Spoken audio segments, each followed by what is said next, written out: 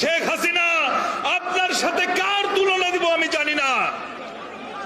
প্রতিহিংসার দেবী নেমেসিস, তারও কিছু ভালো গুণ আছে, তাও আপনার নাই।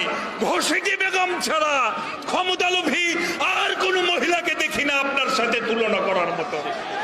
বক্তব্য শেষ করব।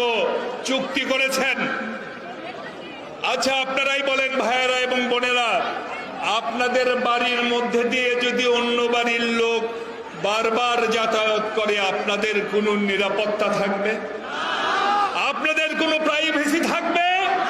শেখ হাসিনা আপনার বাড়ির ভিতর দিয়ে, আপনার বেডরুমের ভিতর দিয়ে বাইরের লোকজন যাতায়াত করলে আপনার হয়তো প্রাইভেসি নষ্ট হয় না।